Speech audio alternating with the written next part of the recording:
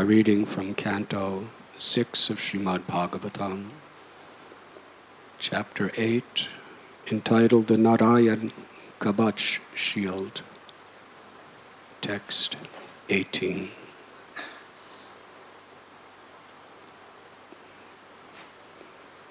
Yesterday we were discussing the inherent nature of this material world. Srimad Bhagavatam explains how after Lord Brahma was born to Garbhodakshayi Vishnu, he was empowered with the purpose to create the particular universe within this existence. Of course, we understand that there are unlimited universes. And for each universe, there is a Brahma who is the creator. The first thing that Brahma creates is ignorance. 5 kinds of ignorance. Based on the misconception that we are this subtle and gross body. The ignorance of forgetfulness of our true identity as eternal, blissful spirit souls, full of knowledge, part and parcel of the Supreme Soul, Krishna. Ignorant that in our service to Krishna, the soul inherently loves God. And in that love is forever intoxicated with spiritual joy. This is necessary because without such ignorance, who would want to stay in this material world?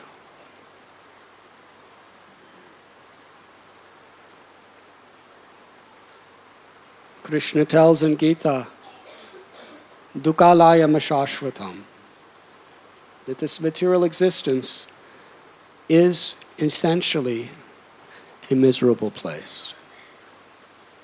Why? Because everything is temporary. The soul is eternal.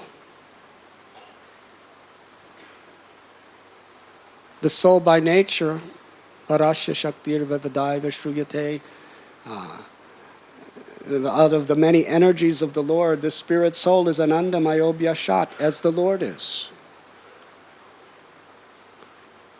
Always seeking pleasure.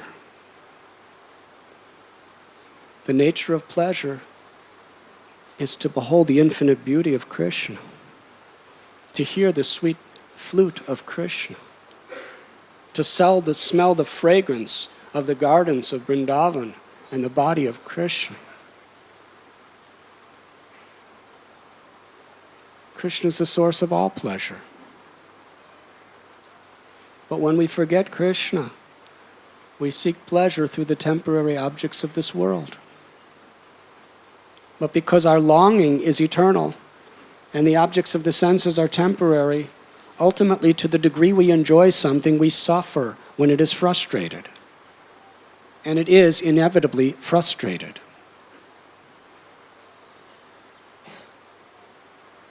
Some people think that if I just do good karma, I'll never have to suffer, because everything is based on karma. No doubt, bad karma accelerates and intensifies suffering. But let us examine those people with the very best karma.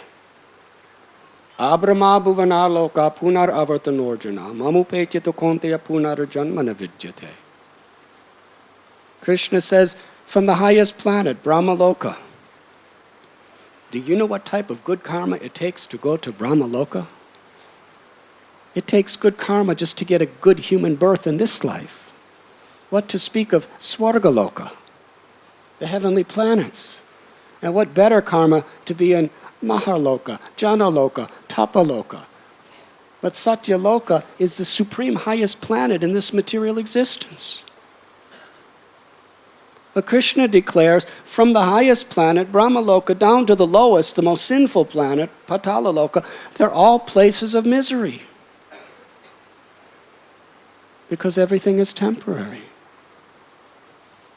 Adi Daivaka, Adi Bhotaka, Adi Atmaka, they're present everywhere within this material existence. Just like in a cloth. There are so many crisscross weaving of threads within the cloth.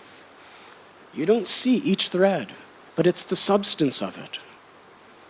Similarly, this material existence, it appears to be something, but threaded and sewn within every aspect of material existence is the miseries caused by the body and mind, the miseries caused by other living beings, and the miseries caused by natural disturbances.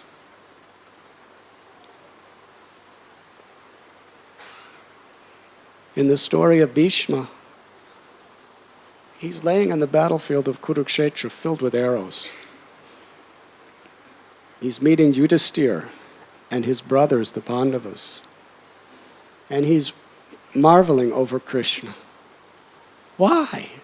Why Yudhisthira Maharaj, who is the emblem of religion, who has never even thought a lie, who has never done anything impious or immoral, who's a great, loving devotee of Krishna, who is a dear friend of Krishna, why he and his brothers are suffering? Inconceivable. Even the greatest philosophers, even the greatest scholars and rishis, they cannot fathom this question. It is due to the inevitable power of time that everyone must suffer in this world. And Srila Prabhupada explains even the most pious people must suffer. Even the devotees of the Lord must suffer. You cannot escape.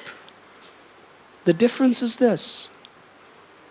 When devotees of the Lord endure such suffering, they turn to Krishna with faith. They purify their hearts and awaken the permanent solution of love of God. Whereas other persons, they just continuously try to solve their problems through material adjustments. But the problem is, it's like trying to dry yourself off when you're in an ocean. People can keep throwing you towels, but as long as you're in the ocean, as soon as you're dry, you're wet. It's where we are.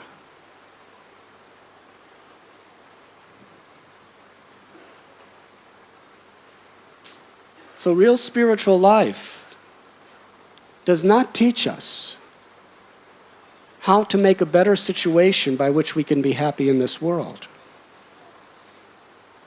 Because there isn't any real happiness that is not on the verge of so many potential sufferings.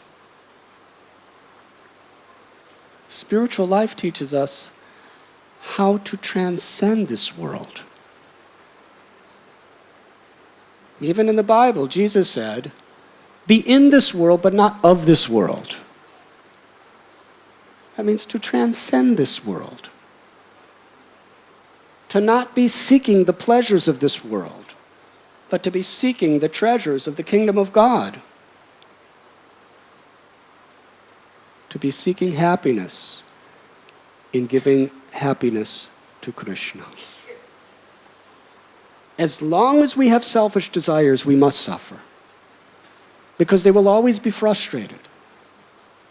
To be transcendental to this world, amongst the impersonalists, it means to extinguish all desires, to extinguish one's own identity, because it is the cause of so many afflictions. But on a higher transcendental platform of perfect happiness, we can be happy when we no longer have selfish desires, but when all of our desires are transformed for the pleasure of the Lord. Param dristva nivartate. Although the miseries of material existence may be all around us, if we're fixed in the beauty and the sweetness of Krishna and wanting to give pleasure to Krishna, the soul experiences unlimited happiness despite what goes on in this world. We have to do the needful in this world to keep body and soul together, to keep, as far as possible, morality and cleanliness and so forth. Krishna tells Arjuna, the Vedas mainly deal with the three modes of material nature. You should transcend them all and be established in the self.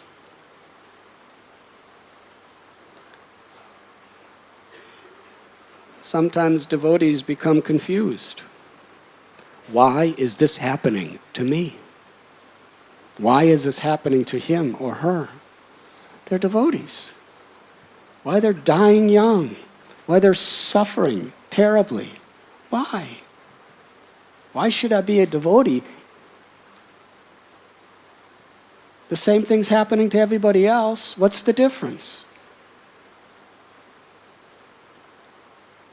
The difference is, as a devotee is passing through the inevitable situations of this world, he or she is becoming enlightened by turning to God, by rendering service to the Lord, by hearing the glories of the Lord, by associating with the devotees of the Lord, and by chanting the holy names of the Lord. Hare Krishna, Krishna, Krishna, Hare Hare.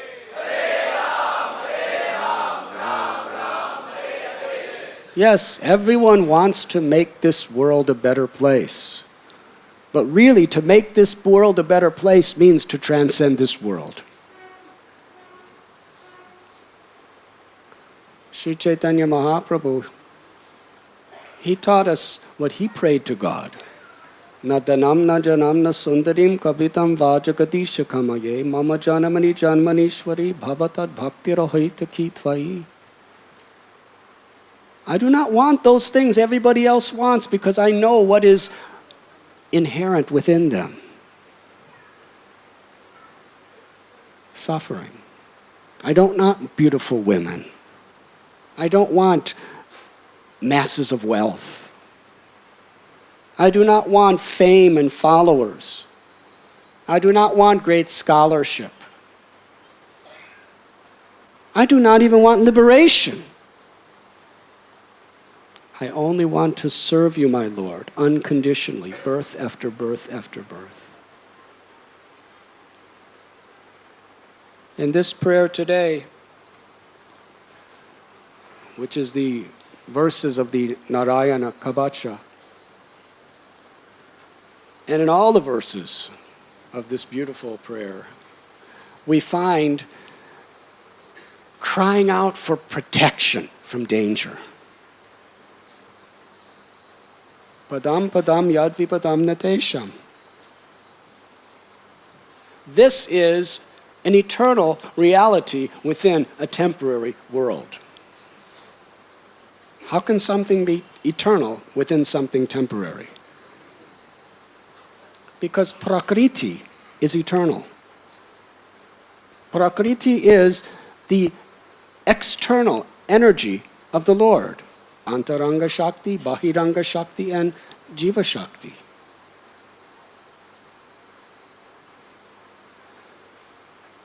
The external energy of the Lord is eternal, but all manifestations within it are temporary. So the principle, which is eternal, of Prakriti is padam padam yad vipadam natesham, that there's danger at every step. And we see it. Whoever we are, whether we're riding in an ambassador or a Mercedes-Benz. At any moment, one of those big lorries can just crash right into you. The New York Times said, according to their survey, 90% of the truck drivers in India are intoxicated. Now that's dangerous. In the West, if you get caught intoxicated while driving, you lose your license for years. You can go to jail because it is so dangerous. But at least there, the trucks work. Here, these trucks are just black smoke pouring out of it. And most of the people back there are drunk. And they're huge trucks, usually overloaded. So whether you're in a little Maruti Ambassador or whether you're in a big Rolls Royce or Mercedes-Benz, if one of those trucks hit you, you may be dead. You may lose your family. It's not a matter of money protecting you. Disease isn't only for the poor. Disease is universal. What to speak of how other people deal with you? Some of the most famous people in the world become hermits because they can't tolerate being with people. They're trying to climb to the top through their profession, thinking fame will be something that is so exhilarating to my life. But once they get there, people are always trying to exploit you, always trying to use you. And because you're famous, if people try to drag you down or blaspheme you or criticize you, it becomes very prestigious for them, becomes world news. Fame is miserable. Many of these very famous people, they hide themselves. They don't even want to see people. Just like George Harrison told Shyam Sundar Prabhu, he was in a restaurant and he's trying to eat a sandwich, and somebody ran up to him and grabbed the sandwich off his plate. It's a souvenir.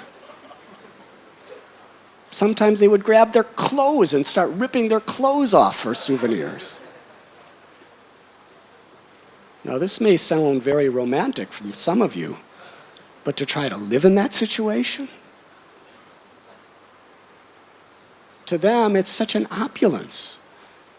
Some people, I was talking to a relative of one famous person, when they want to walk out in the street to go to a restaurant or something, they have to disguise themselves. And still, they're recognized. Now, for them, it is a great opulence to just be a nobody and just walk around and not be bothered. But yet, Maya Devi, she has the worm on every hook to tempt you. Just take this hook and be happy. So Lord Chaitanya Mahaprabhu, he is saying that all of these things have the hook of suffering within them. You cannot escape. The rich, the poor, the pious, the impious, everyone who is in material existence must undergo eternal time. That was Bhishma Dev's conclusion. But those who turn to God, like the Pandavas, they find the ultimate inner happiness, even in this world and beyond. In these prayers, the demigods, who are really wealthy and really handsome and really powerful and really famous, they have the 6 opulences, not always renunciation. They have 5 opulences. Far beyond anybody in this world could. But look at them. They're helpless. They've lost everything. Because of one person's offense, everybody had to lose everything. It's not Vayu and Chandra and Surya. They didn't make any offenses. But because Indra made offense, they all lost their abodes, they lost their service, they lost their wealth, they lost everything. What is our position? They're guaranteed a very long life. In this earth planet, there's no guarantee. But yet the demigods are here learning this prayer. And they are going to chant this prayer with great, desperate feeling for protection. And within these prayers, many of the prime sufferings of this world that endanger us are being listed, and who we can turn to help us in that situation. The first in text 18 is, may the Supreme Personality of Godhead in His incarnation as Dhanvantari relieve me from undesirable edibles and protect me from physical illness.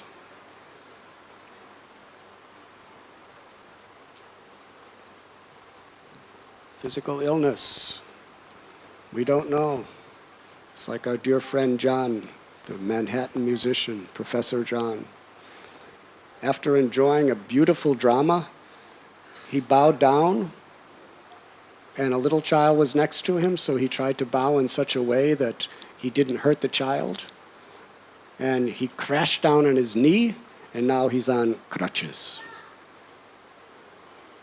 Very great pain. He wasn't expecting that. How many times do all of us bow down? Even when you're bowing down to God, there's danger. What to speak of anything else? That's the nature of this world. It's unbelievable. It's believable, but unbelievable.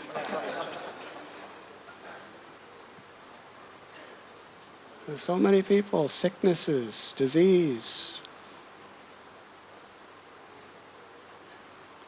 Bhaktivedanta Hospital.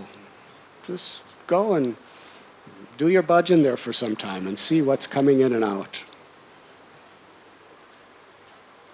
Throughout the world, bigger hospitals. But there's never enough to heal the suffering. Now the demigods, they're praying to Dhanvantari, the Supreme Lord, who emerged from the ocean of milk with a pot of nectar.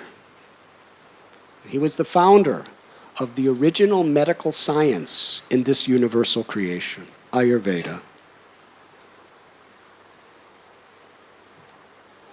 Now today there are so many types of allopathy, homeopathy, naturopathy, Ayurveda, and so many other pathies, psychopathy.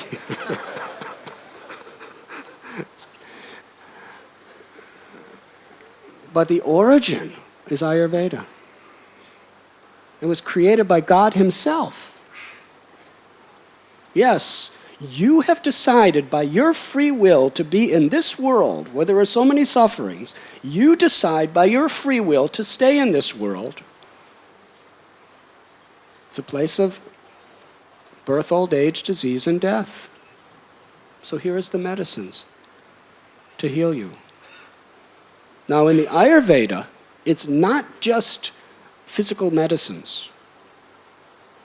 And in the olden days, the herbs of Ayurveda were so powerful, far more powerful than any of the allopathic drugs of today. They really actually worked. Today, Ayurveda, sometimes we really don't know if they're working or not. But they actually worked. But Ayurveda teaches not only when you're sick what to take, but an entire lifestyle to keep you healthy. And the basic foundation of that lifestyle is devotion to God, faith in God, which brings inner peace and inner happiness. One of the main causes for disease in this age of Kali is anxiety, envy, and fear. It has a massive effect on the physical body.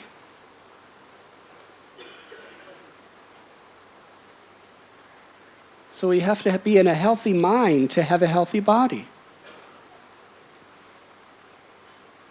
Bajahure manasri nandanandana abhayat sharanara. Fear is anxiety. Fear of death.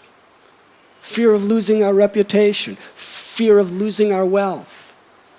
Fear of losing our health. Fear of losing our loved ones. Fear of losing my abilities.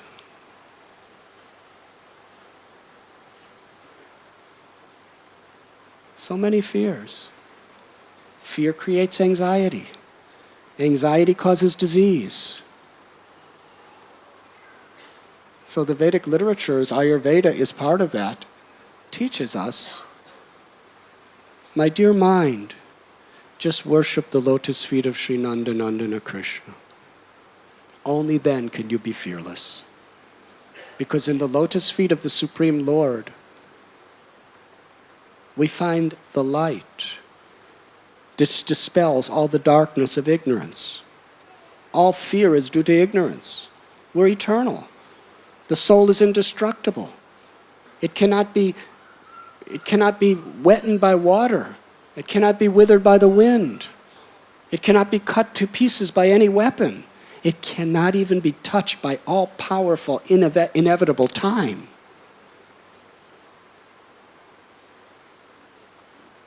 In taking shelter of Krishna, we become fearless. That is real good health. And even if we suffer physical ailments, we have seen it many times.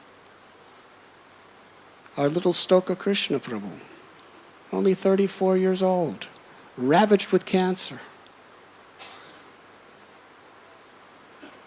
Just married 2 years before.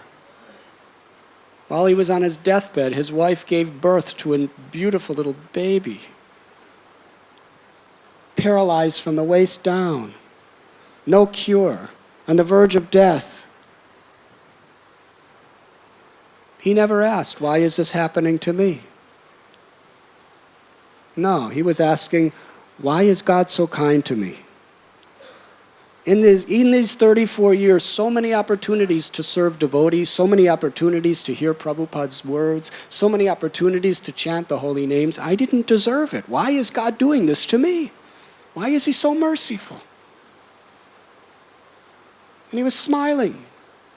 Up until the end, he was smiling blissfully. I saw people coming into his room who had very, very robust, good health, who had lots of money, nice family, everything, but they weren't smiling. And if they were, it was not like Stoka Krishna Prabhu's.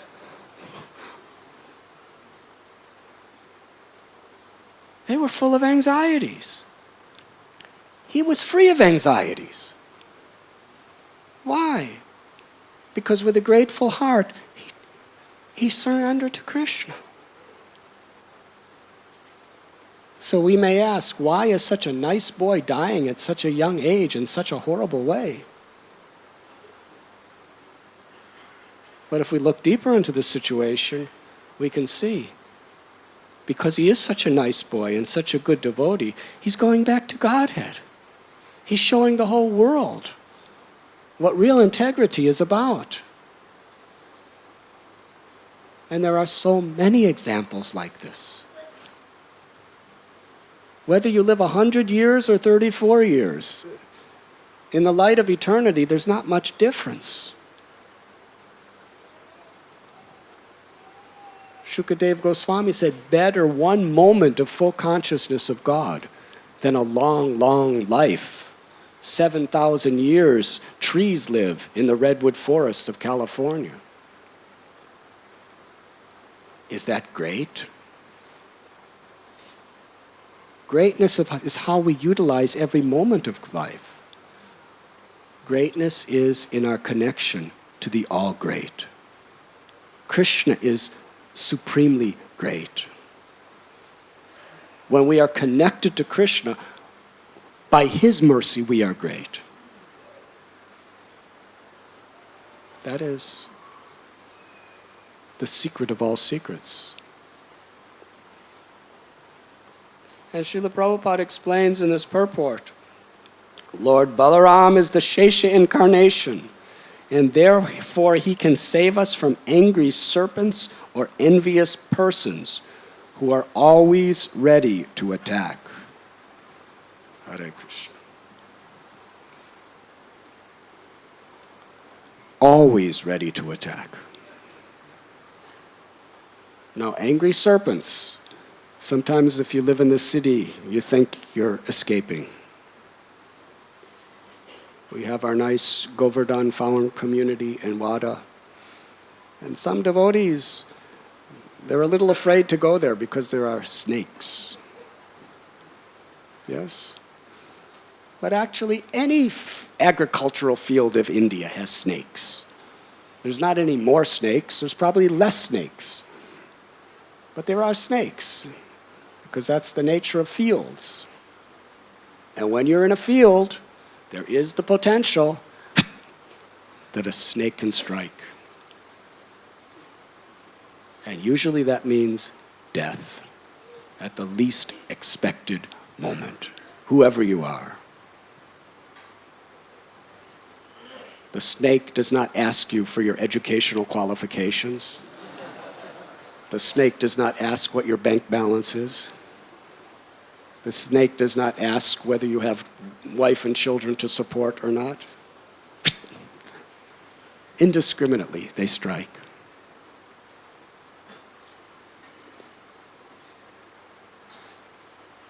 Now, Sheshanaga is the best of all snakes.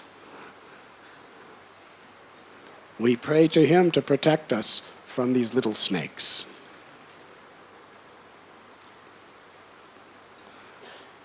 So you live in the city, and you're thinking, there's not so many snakes around here, I'm safe. But Srila Prabhupada explains, there are human snakes who are far more dangerous than reptile snakes. If you see, within this world, the cause of deaths, all over the world, how many people are killed by snakes, and how many people are killed by people? Huh? So which is more dangerous? How many people are killed in a city where there are no reptiles, and how many people are killed in the agricultural fields where there are? I'm sure the statistics will favor the first.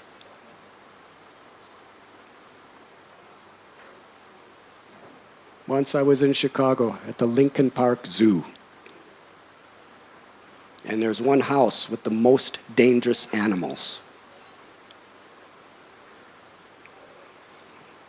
There was tigers behind bars, leopards behind bars, cobras behind bars.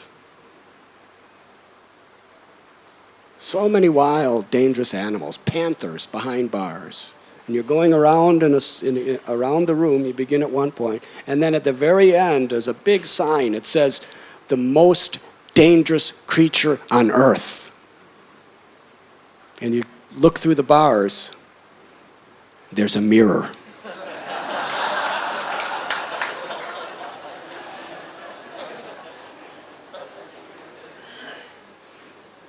Leopards aren't creating nuclear bombs. Panthers aren't having genocide against whole ethnic groups of people. It's human beings. And there's always danger. Can you run from it? People always are envious and want to attack.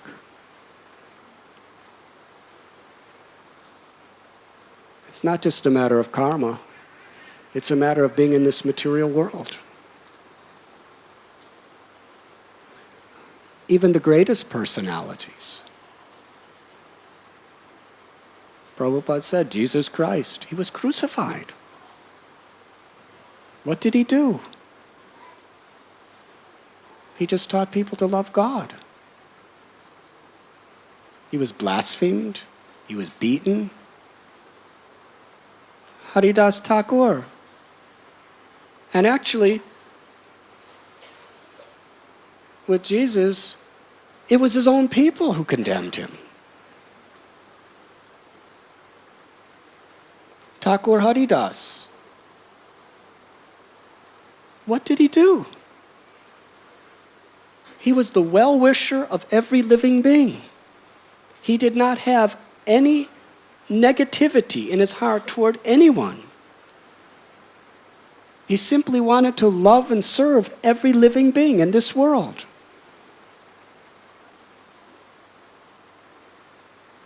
And his own people, from his own race, were sentencing him to death. And even many of the Hindus. He was a devotee of Krishna. He was broadcasting the holy names of the God, of the Supreme Lord of the Vedas. And the Brahmins are meant to be the upholders of the truth of the Vedas. You would think the Brahmins would be exhilarated with bliss to see Haridas Thakur transforming the most atheistic, sinful people to Vaishnavas. But they hated him. Many wanted to destroy him because he was more popular than them. They were envious. If Haridas would have just stayed low-key, nobody would have cared. But because he gained prominence, they wanted to destroy him. They blasphemed him. They went to the government to punish him. And he was beaten in 22 marketplaces. Before that, Ramchandra Khan. He was envious. He tried to destroy him. He sent a prostitute so that his name would be ruined forever.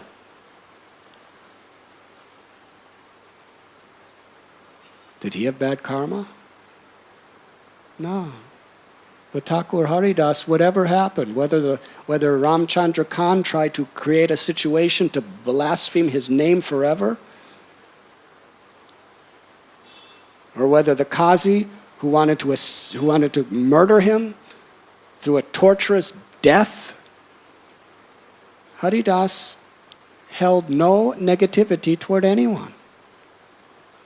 The very people who were beating him to death, he prayed to God for only one benediction. Forgive them and give them love. Give them spiritual perfection. That is Thakur Haridas. Prahlad Maharaj, simply because he was following the instructions of his spiritual master to always remember Krishna, his own father. It wasn't like a demon coming from outer space. His own father was trying to murder him and destroy him. Srila Prabhupada gives examples of the dangers of this world, of envious people. The President John F. Kennedy gave his life for his nation. It was his own countrymen killed him. Mahatma Gandhi, on the basis of nonviolence, he endured so many difficulties. Again and again, he spent years in prison trying to free the Indians from the British rule. And after he did it, a Brahmin Indian of his own country shot him dead. It wasn't some demon from outer space. It was one of the people that he gave his life to help.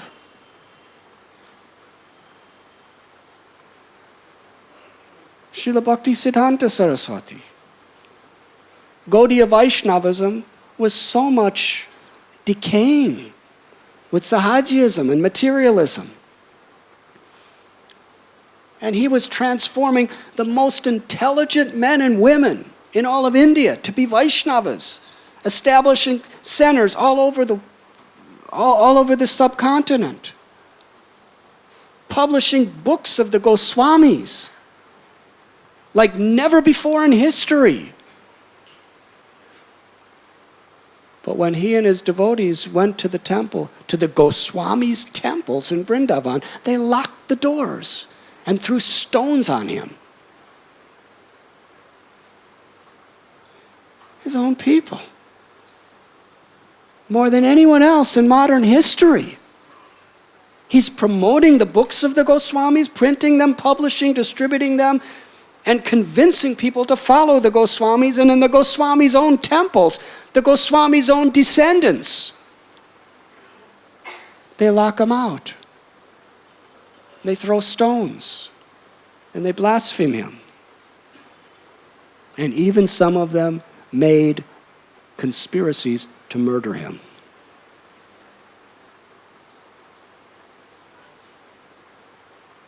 Srila Prabhupada. Bhaktisiddhanta Saraswati Thakur, his dream, his wish, which was that of his father, Bhaktivinoda Thakur, was to fulfill Lord Chaitanya and Lord Nityananda's prophecy that the holy name of Krishna be chanted all over the world. Nityananda Prabhu, wherever he went, he prayed people understand the mercy of Lord Chaitanya. Srila Prabhupada established Gaur Nitai deities in practically every city in the world. Radha Krishna deities.